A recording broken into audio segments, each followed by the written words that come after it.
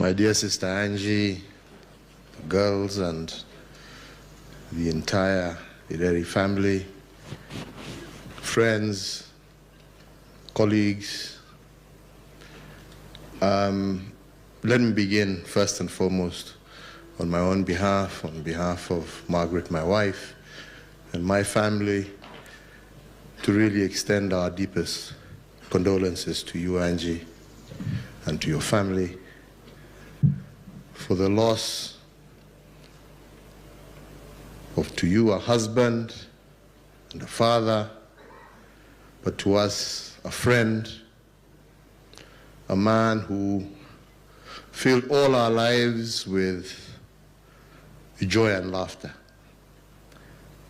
I need not repeat what everybody else has said here, that Frank, despite his integrity, commitment, conscientiousness to his work, his determination to succeed, was also a man full of laughter and joy, a man who made every occasion a joyous one. In many ways, my last recollections especially was when one of his in-laws, in the name of Sam Y, wanted to start making approaches, wondering how to do so, because there was a young man called Alex who was interested with somebody who lived in my compound. And somebody who I was not very eager to part with. And as we started engaging, you know, Frank would make sure that all of us were very comfortable. Frank would make sure that the things would move in the right direction. And in fact, there was one time, you know, because it was during that COVID period, you know, we weren't really supposed to be meeting. And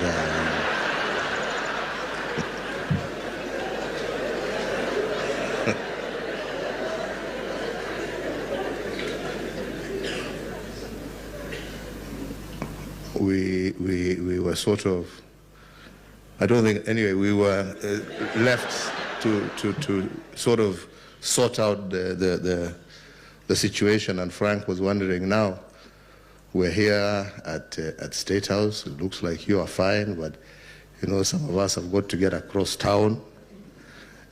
How will that happen? And I was, well, as far as I'm concerned, once you leave the gate,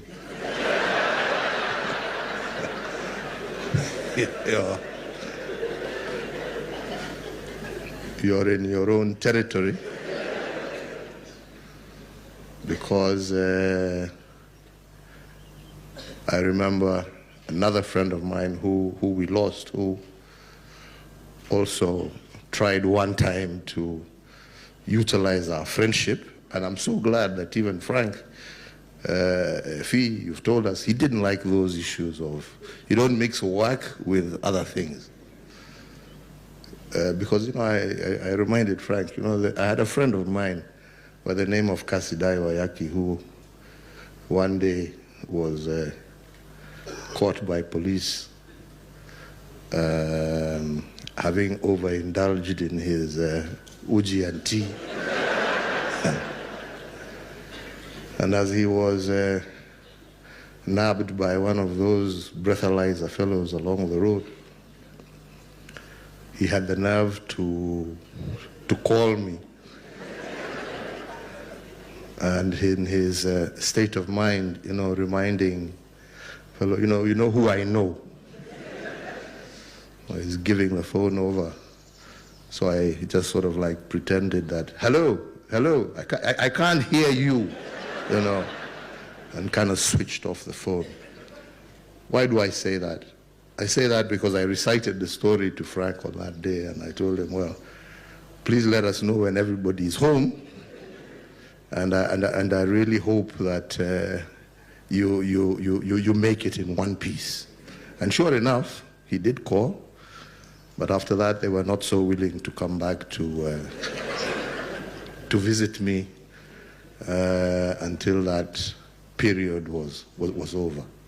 But like I said, he was a man who filled every occasion with joy. And the way he guided us through all those family functions and everything was with compassion, care, but also making sure that all of us enjoyed ourselves. So it's a friend we have lost. It's a colleague many people have lost. It is a mentor, and it's amazing to see the number of people who we have seen and heard today who owe a lot of who they are today to the inspiration and guidance that Frank gave. As you heard, he was also a member of the Kenya Pipeline Board. And as a sense of his deep integrity, these were organizations that people thought were cash cows for themselves. Frank and his team, as you've heard, committed to wanting to see these organizations work, turn that organization into an organization that was draining government resources to an organization that every year was contributing billions into the exchequer. That's the kind of person he was. That is the kind of commitment he had to his work, to his country, to his professionalism. And this is what our great country requires if we are to succeed.